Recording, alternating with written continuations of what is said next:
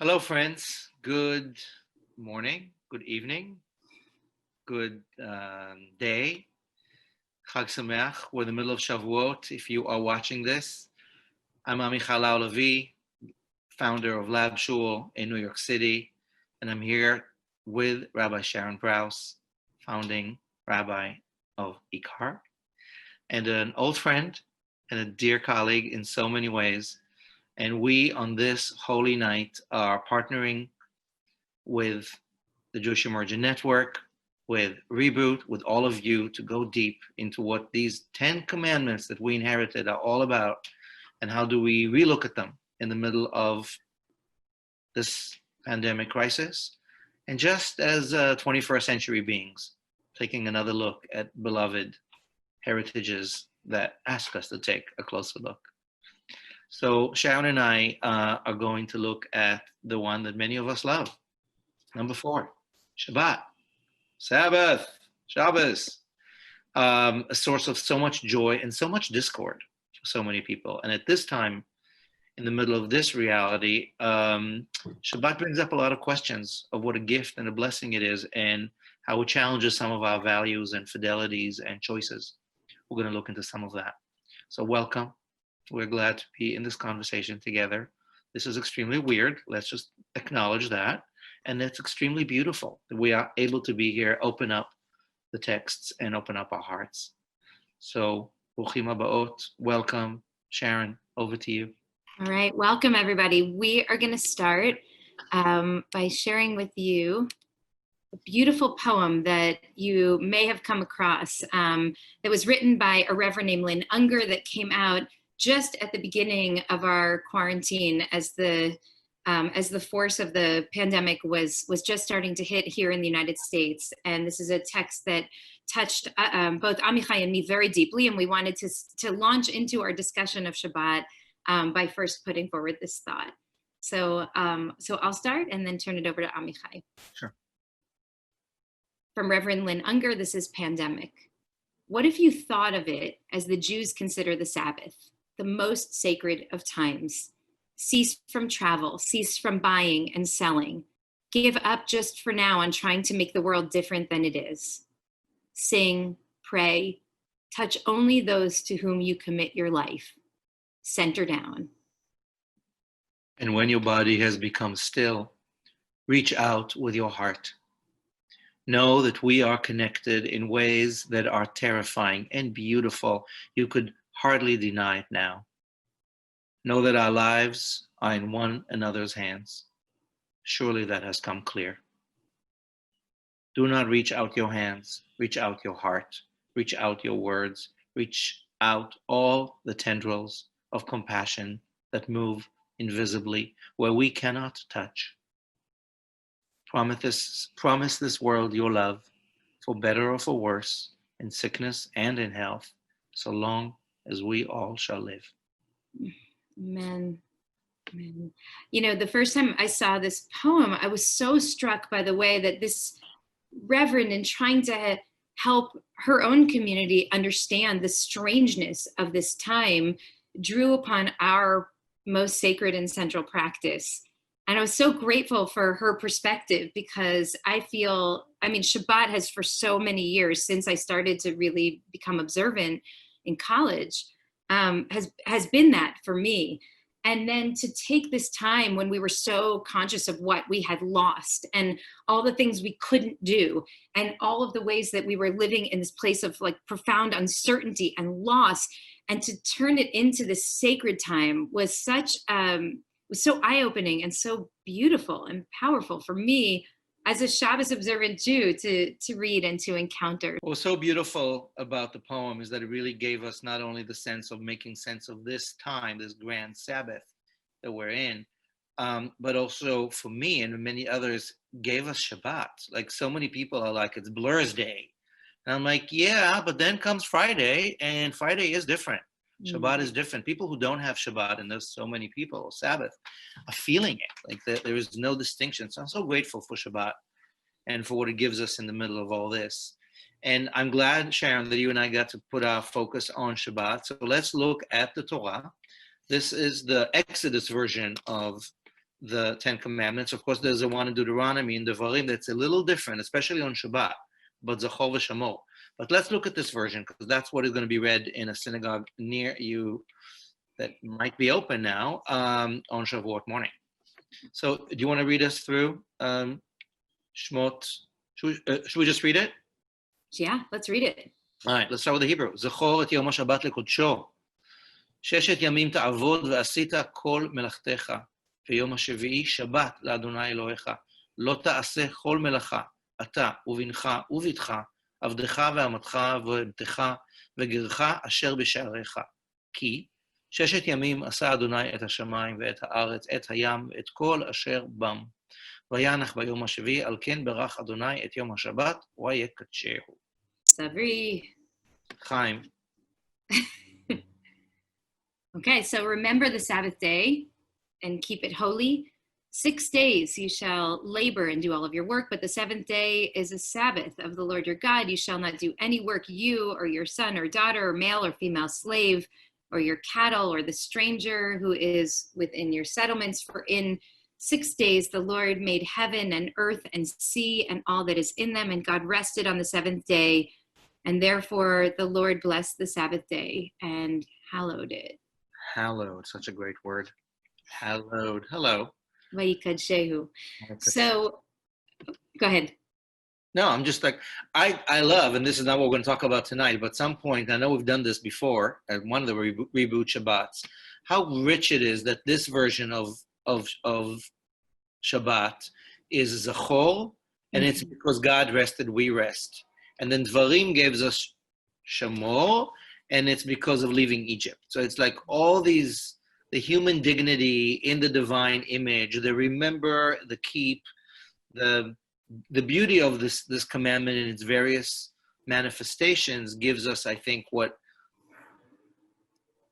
the playbook for why we love Shabbat so much and why it becomes such a crossroads of conflict at times, like keeping Shabbos.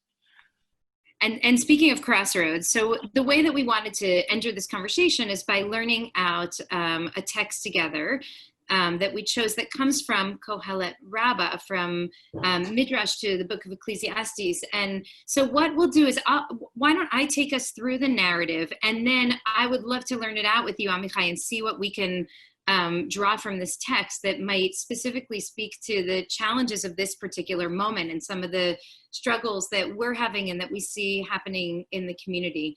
So this is from Kohelet Rabbah 9:7. It is a story about Abba Tachna Chasida, Abba Tachna the pious, who was entering into the city just on the eve of Shabbat at dusk, and he had his bundle slung over his shoulder when he came across a man afflicted with boils who was lying at the crossroads. The man said to him, "Rabbi, do right by me, carry me into the city." And Abba Tachna responded, saying, "If I abandon my bundle here to carry this man into the city, from what will my household and I support ourselves?" Presumably he's holding his groceries that he needs, the food that he and his family will need for Shabbat. "But if I abandon this afflicted man, I will forfeit my life." So what did he do? Abba Tachna allowed the good inclination to prevail over the evil inclination and carried the afflicted man into the city. He then returned for his bundle and entered the city just at sunset. And everyone was astonished, and they exclaimed, "Is this Abba Tachna the pious? How could he be coming in holding this bundle of things when it's already Shabbat?" And Abba Tachna himself felt uneasy in his heart, and he said, "Do you think that maybe I desecrated the Sabbath?" And exactly at that moment, the Blessed Holy One caused the sun to shine in a great miracle, as it is written in Malachi, "But for you who fear my name shall the Son of Righteousness arise to bring healing," so that it wouldn't be that he was in violation of Shabbat, because don't worry, it's still daytime. And even still in that moment, Abba Tachna felt uneasy in his heart, and he said, "Surely I will not receive a reward for what I have done." And so in that moment, the bat kol, the voice of God, emerged from the heavens and said, "Abba Tachna, go and have a meal with your family with joy and drink wine with a full heart, because God desired that you do exactly what you did, and you will receive your reward.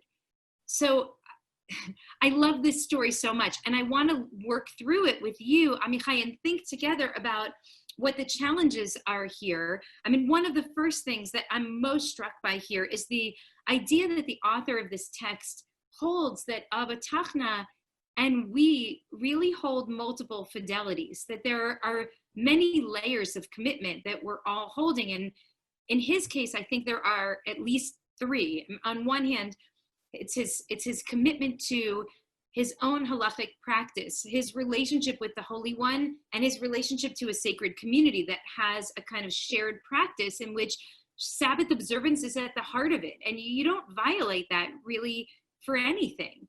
And then there's his commitment to his family, which is he's not just thinking about himself, like how can I live in alignment with my own commitments, but if I don't go home right now, my family will be harmed. They won't have food to eat for Shabbat. And then there's his commitment to the broader community, to the human community. How can I possibly go home and take care of myself and honor my own halachic commitments when this poor afflicted man is dying on the street? And I love these stories from our rabbis when people are standing b'Parashat Drachim, when they're standing at the crossroads. Like this crossroads is it's a literal and a spiritual crossroads. And how do you hold the complex moments when we have the opportunity to go this way or to go this way, and there's weight in our decision? It matters what we decide. And he stops because he has to ask the question. It's not obvious to him what the right answer is. He's not so firm in his commitment to Shabbat that he says, well, it's obvious I couldn't abandon my bundle and risk coming in the midst of Shabbat. He's not so committed to humanity that he says, well, it's obvious that I can abandon anything for the sake of this guy. He's really in the throes of a dilemma here. And that's what I find so compelling about the narrative, that it actually is able to name the conflict when Shabbat is something that you take so seriously, but you also know and love humanity. And you're really trying to figure out how to hold both of those truths at once. What do you see here? First of all, whoever wrote this midrash, I am assuming from my time at JTS, that this midrash was originally an oral storytelling, right? This is like a Shabbat afternoon story for the community, pre-Zoom. And I'm always asking myself, what's the agenda of the storyteller, right? What is happening here? What do we want the audience to know? And it's a beautiful piece of literature. Can you actually put the text back on for a moment? Because I want to read some of the Hebrew nuance there as far as literature, midrashic literature, is just exquisite, right? So you have the crossroads, right? So Abba Tachna Chasida, he only shows up, I think, in this one story, comes home. This is his hometown, right? So this is about your entering your home.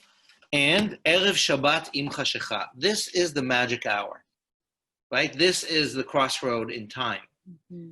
Erev Shabbat im Chashecha ben hashmashot, between the suns, mm-hmm. Right? The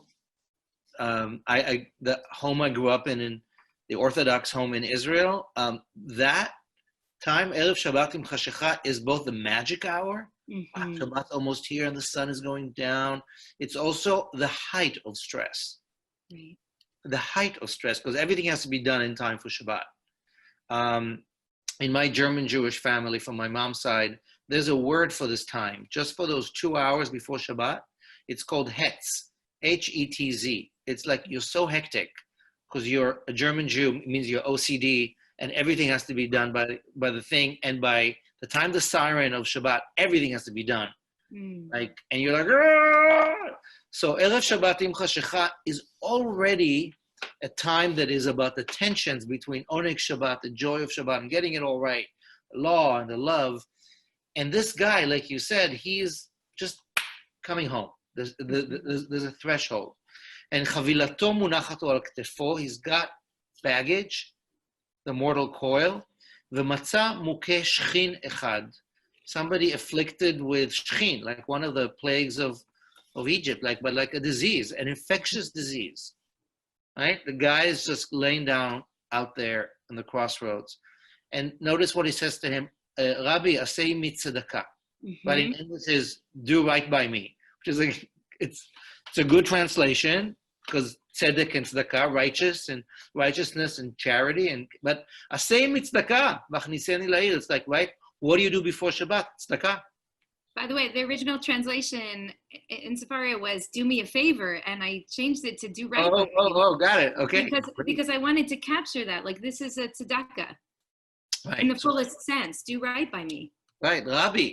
So he's naming him as Rabbi, whether that's Reb or Neh. And now comes this existential moment where you hit pause on Abba Tachna, and all these bubbles are in his head. And we, as the listeners, as the readers, as the viewers, this is where we come in. Okay, where is this meeting me? Where am I in my life on a Shabbat right now, in my history? Where do we get these conflicts between the values that I value and have so much fidelity for? This is how I do Shabbat. This is how sacred happens.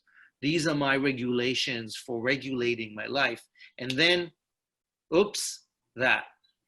And again, just because we're in the middle of this moment, I know you've had these conversations. I know I've had with our colleagues and friends, both rabbis and people in other faiths, and just folks in the Jews in the pews, where Shabbat is different. You know, our friend Rabbi Tamar in Israel, my brother Rabbi Benny, like people who decided to do Zoom on Shabbat for their community, or decided not to.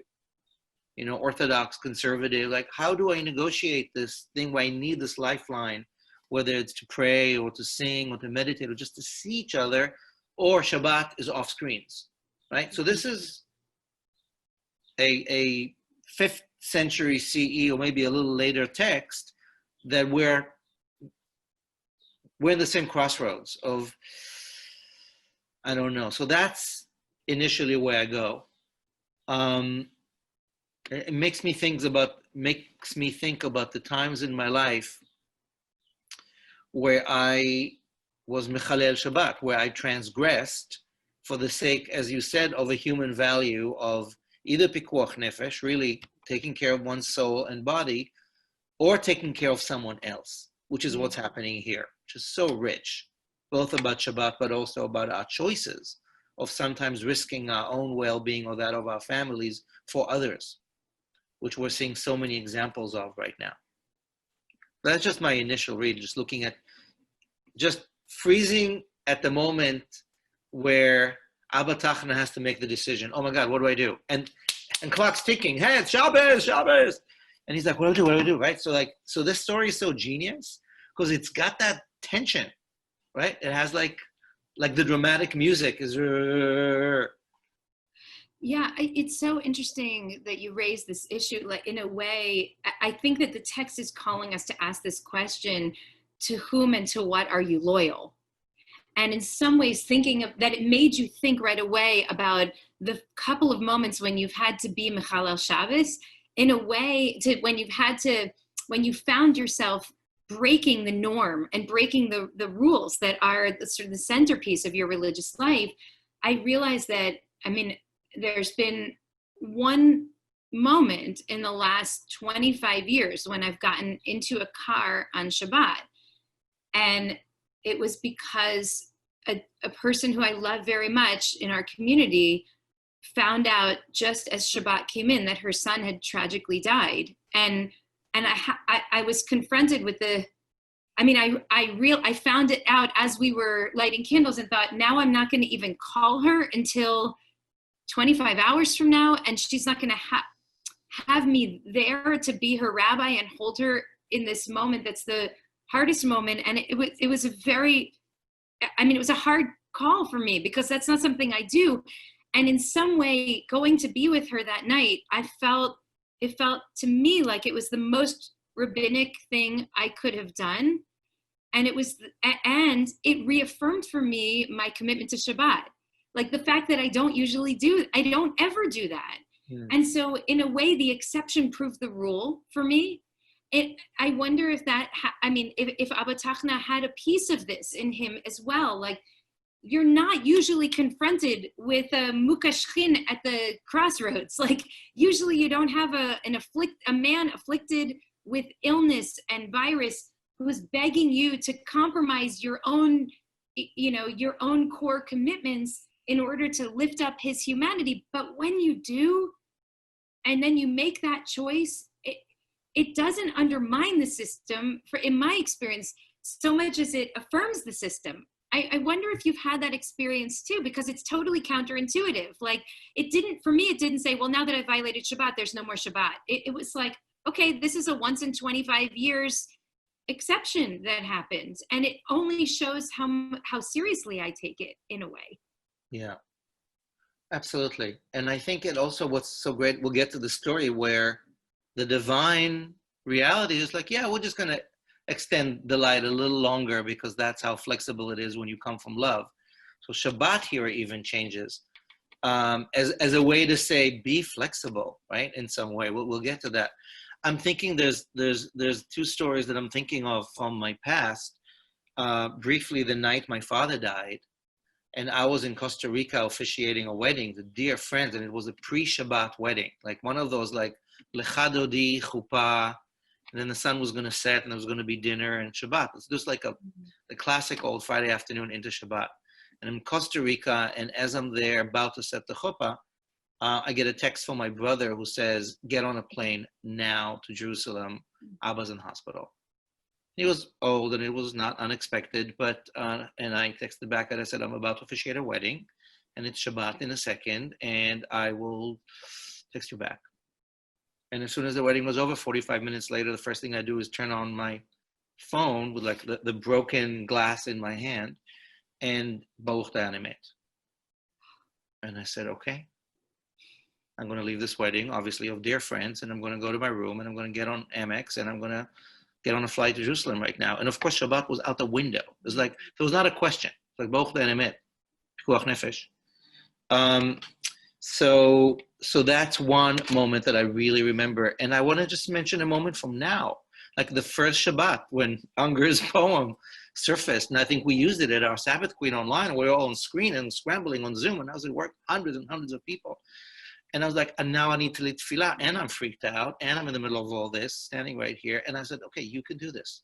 You're on Zoom, phone's on. Like, this is the most non-Shabbati, Shabbazidic thing ever. And yet it is.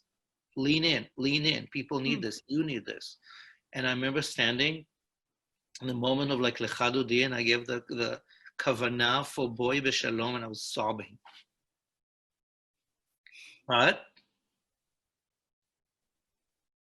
it was real. Like, I felt Shabbat HaMalkah show up. And we felt it on the blessed Zoom rooms we're in. It was like, we can do this. And it felt the most non-Shabbati, but the most Shabbat. Yes. It's that thing. And since then, well, I think we've all been wrestling with how do we handle unplugging and taking care of ourselves and grateful to our screens, but not. So I think that's just one way where this story is so resonant now. I want to thank you for sharing that. It's so powerful. And I realized that, I want to bring out a couple of pieces from the text that I think touch on this tension exactly.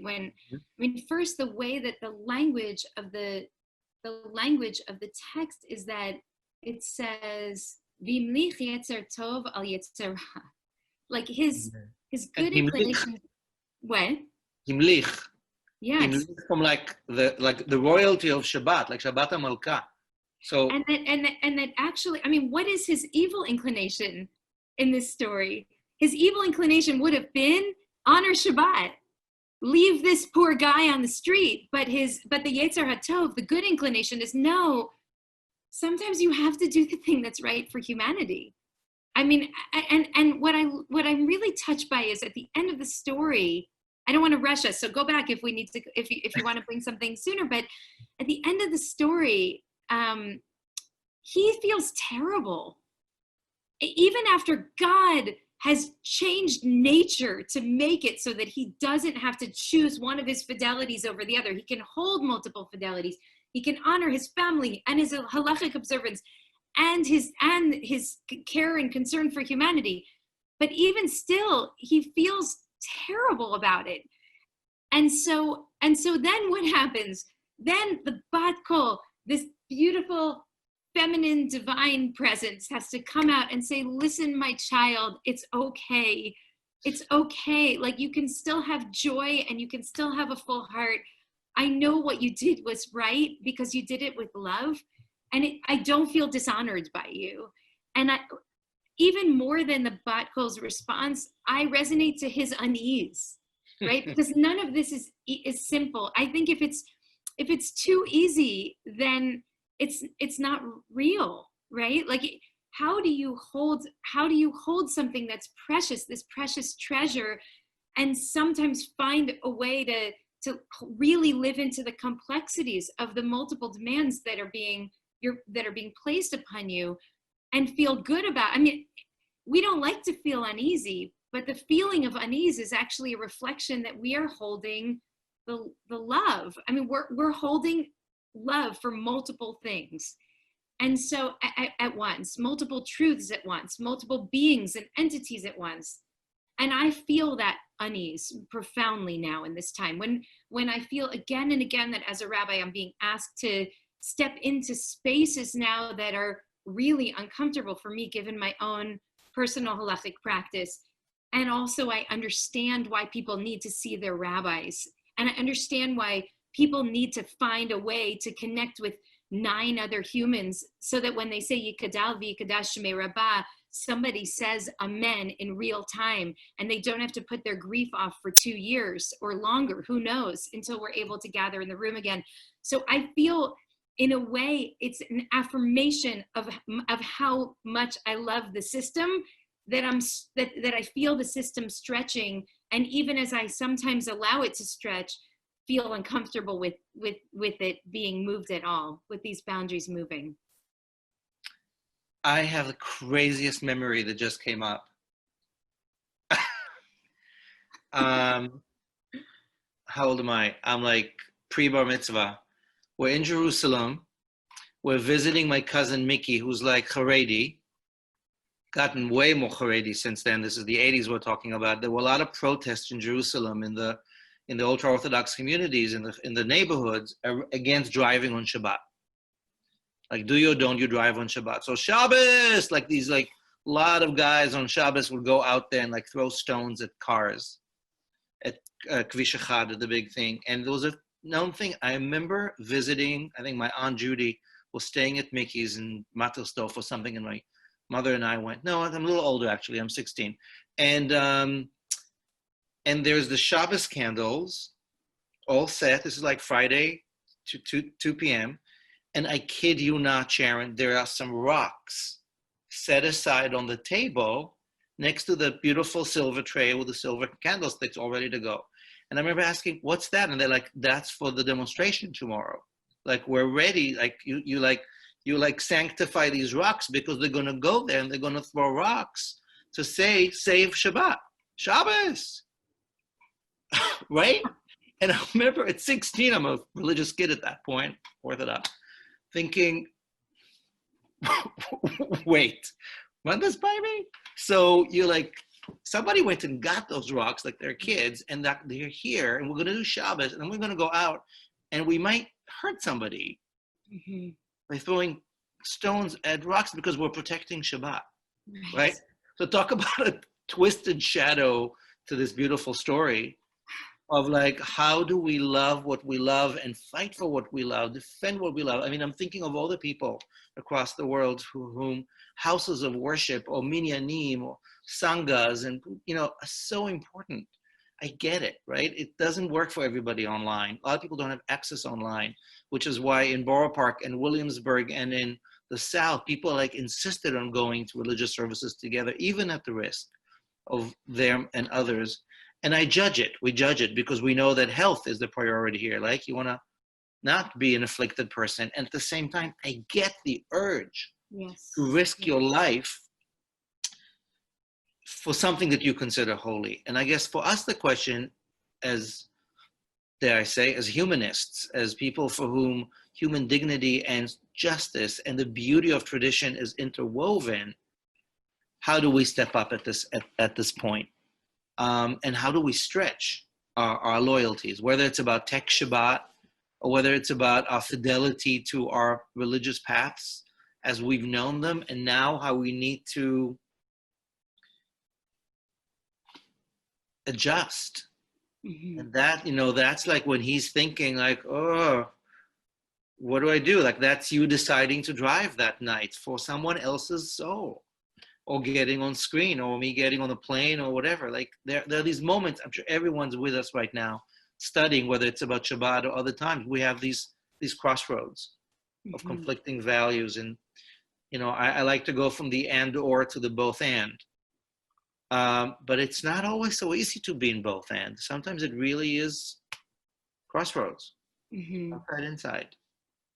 There was I've really been struggling with this, with the challenges coming from many people in various religious communities in the States to consider churches and synagogues and mosques essential services, so therefore they have to be reopened, because I really feel, and that our tradition is very clear that pikuach nefesh, the obligation to do whatever's in our power to save a life, takes precedence over everything. And I'm really struggling with that. This call is coming from within the religious community, and in fact, our previous conversation about the third of the 10 Commandments was with my friends Lisa Sharon Harper and Bishop Gene Robinson, and we talked about what does it mean to say you love God while trampling the image of God, while endangering the image of God, while criminalizing the image of God. And that's the space I sit in. And yet, a couple of weeks ago, there was a minyan that gathered in Chicago. And afterwards, I don't know if you saw, but it was in the Orthodox community, and the authorities put out this very strong statement condemning those who gathered in this minyan, and essentially said, once they find out who was in the minyan, those people will never serve on the synagogue boards again. They will not serve in synagogue leadership, and they will never be honored with an aliyah in their communities again. Wow. And this was lifted up as an act of incredible leadership among the rabbis who put out this strong statement, because it said, pikuach nefesh takes precedence over everything, and we have to wait. I know you want to be in minyan, but you have to wait. And I thought it was the right idea. But my heart broke for these 10 or 12 guys that got together, probably because one of them needed to say Mourner's Kaddish, and they wanted to say Amen. I mean, they wanted to be a community together, because that's what we do. We hold grief and we show love by being present for each other. And it's wrong to do that when it's not safe to do it. And yet there's a conflict of values, and you can't feel good about a conflict of values. And even though the right decision is to stay home, you should feel unease when you stay home, as you have, and I have, as we've had already losses in the community that happened from only a couple days into the isolation. People's homes who we couldn't show up in because it wouldn't have been safe. It would have endangered their lives and ours.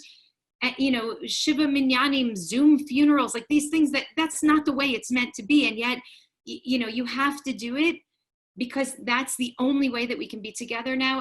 And I think what I want to lift up is that these are real conflicts of values, and Abba Tachna is facing a real conflict of values and fidelities.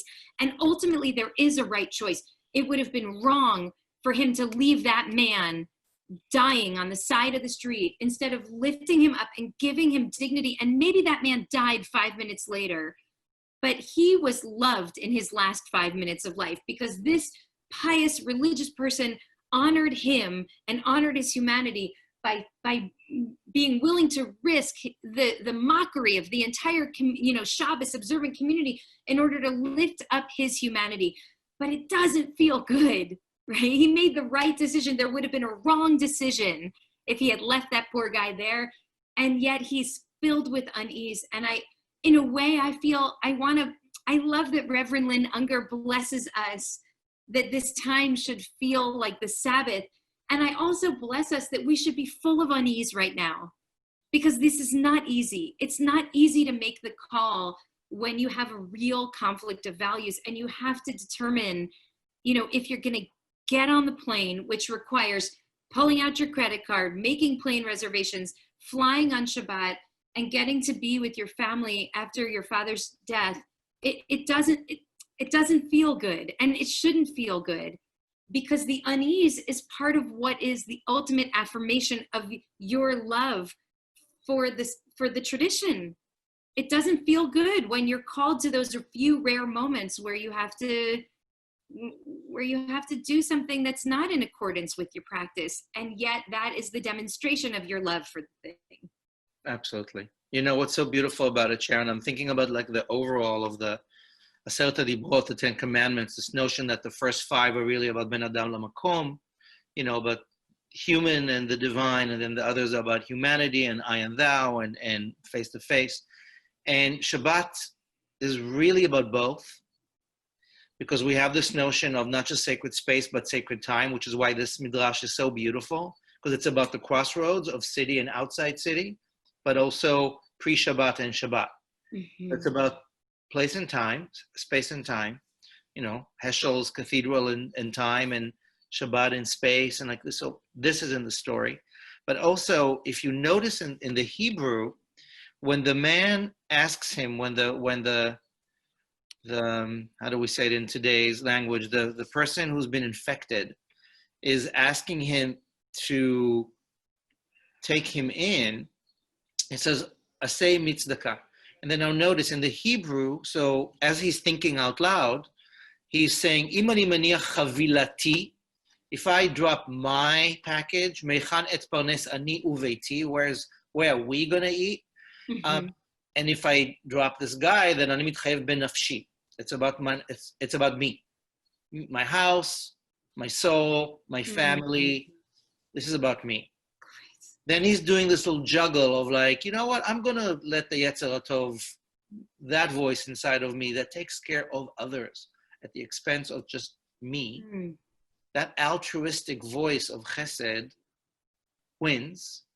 And then Hechniso, Natalet Chavilato, right? Suddenly it's all about him. The focus is not about me. It's about the other.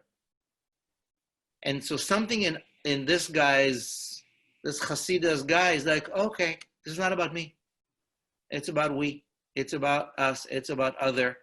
V'hakol hayut mehim ve'omrim, really? This guy? That's such a great line, the people. But in him, it's the shift at first. And then he still goes back and says, Shema chilalti, that's about me. Mm. And then God says, hey, buddy, let the sun shine. For another minute, you're good. Shabbat shalom. Sit down. Enjoy your Shabbat kiddush. Enjoy your bread. You've earned it. You've prioritized somebody else's need over yours. And you know what? It's both and. There is a both and there. Mm. And again, I'm thinking about the listeners to this original midrash. And what are they taking from this? Shabbos is important. Halakha is important. The law is important. Taking care of each other. That's what's important. Mm. I just love that read, and the idea of ani mitchayev b'nafshi.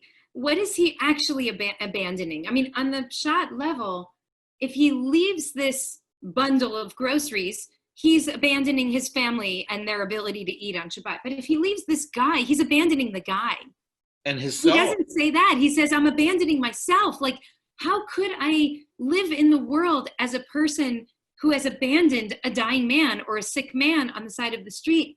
And I feel there is some awareness here of the way that he's bound up in the bond of life, right? That my soul is bound up in this stranger's dignity on the street who I don't even know. It's so powerful. And it's Shabbat that brings that to that really brings that to the forefront for him. Because if it was a Tuesday evening, this wouldn't be a story, right? But it's because Shabbat's coming in that all of the tensions have been able to rise, and now we understand who he is. It's only because he's confronting that tension that he realizes my soul is bound up in this poor guy's humanity. And if I don't help him, then who am I? It's a ma'ani. What am I? Who am I? What's the virtue or value of my life if I don't even see this person in his moment of pain? Can you go down for a second? I think we need to end in a moment. I want to look at this text from Malachi. V'zarcha lachem yirei shmi shemesh tzedakah. So this is the wink wink, right? For this midrash. Yes. The word tzedakah showed up when this guy is asking for help. The courage to be vulnerable. This mukesh chin is asking for help. Many of us don't know how. And many don't have the ability or are not allowed. So this guy's asking for tzedakah, and then God comes back and says, "V'zarcha lachem yirei shmi shemesh tzedakah." Let the sun of tzedakah shine for those of you who are yirei Shem. And what's yirei Shem? V'ahavta l'recha kamocha. See each other. Then the sun shines. And he still thinks, this guy is such a schari, whatever. And God comes and says, dude, chill out. All you need is love, Shabbat Shalom, L'chaim. You're good. It's all good. I think this is like probably a drasha from Shabbat. And then everybody go home now after this, and I haven't looked at the context of, what's the context of this midrash. Will be interesting. But can I just bring us back for a moment, because you bring shemesh tzedakah. You said earlier about it was ben hashmashot, this wedding that you were performing, and I also had a moment when I was on the West Coast, and my beloved grandma, who was living in New York City, I got the call that she was dying, and I should get on the plane right away. And I understood it as this ben hashmashot moment where she was no longer alive, but had not yet died. And we were like, everything was in the balance. And I'm just going back to that imagery of like in Jerusalem, in the moments before Shabbat, and like you feel it in the streets there. Here we feel it like in our individual homes, but there it's like the whole city. You feel it's like a mad scramble because it's not yet Shabbat, but it's not really the weekday anymore. And there, it's in those moments of neither here nor there and both that you really feel the kind of clarification of what's at stake. And so I go back to that question of to whom and to what are you loyal? And I feel in this moment, maybe this is a bracha for us that, we've been talking a lot about the stillness of this time of quarantine and isolation, that there's a quiet in the world in a way. I mean, the utter chaos of the moment has led to this quiet in which there's the sky is clearer. You can hear birds. We have this apricot tree in our backyard that we planted 11 years ago, not a single growth from it. And then all of a sudden, 2 weeks into the quarantine, it's like blossoming, and there's fruit and there's flowers. Like things are happening in nature because in the stillness, we see a kind of clearing. And I hope for us in this hour of ben hashmashot, like when we're not here and we're not there, it's no longer the world before COVID, the world as it was, but we're not yet in the world after, the world as it could be. We're in this space of the two suns, between the sun and the moon, we're in the in-between space. And for Abba Tachna, that was a confusing and confounding and clarifying space all at once. And I hope it will be for us as well. And Amichai, I know you wanted to close us with some words from Abraham Joshua Heschel. Shall we close with that? Sure. Although I think the Bat Kol said it for all of us, but let's do it. Okay. Let's go down and honor Rabbi Avraham Yoshua Heschel. Okay. It's yours. You got it. Shabbos comes with its own holiness. We enter not simply a day, but an atmosphere. My father cites the Zohar. Right? This is Heschel citing his father. My father cites the Zohar. The Sabbath is the name of God. We are within the Sabbath rather than the Sabbath being within us. For my father, the question is how to perceive that holiness. Not how much to observe, but how to observe. Strict adherence to the laws regulating Shabbat observance doesn't suffice. The goal is creating the Shabbat as a foretaste of paradise. Shabbat is a metaphor for paradise and a testimony to God's presence. In our prayers, we anticipate a messianic era that will be a Sabbath, and each Shabbat prepares us for that experience. Unless one learns how to relish the taste of Shabbat, one will be unable to enjoy the taste of eternity in the world to come. It was on the seventh day that God gave the world a soul, and the world's survival depends upon the holiness of the seventh day. The task, he writes, becomes how to convert time into eternity, how to fill our time with spirit. 6 days a week, we wrestle with the world, wringing profit from the earth. On the Sabbath, we especially care for the seed of eternity planted in our soul. The world has our hands, but our soul belongs to someone else. I love that idea, how to convert time into eternity and to give a soul, a breath, a spirit to all of us. So thank you. What a treasure. What a treasure. Love learning with you. Very grateful. And thank you all. We wish you all Chag Sameach. And in full transparency, we're recording this on Friday afternoon. So we actually could say, Sharon, in full honesty, Shabbat Shalom. Shabbat Shalom. In LA, New York. And I hope Shavuot brings lots of revelation. This was such a treat. Thank you for bringing this beautiful midrash and putting such love into it.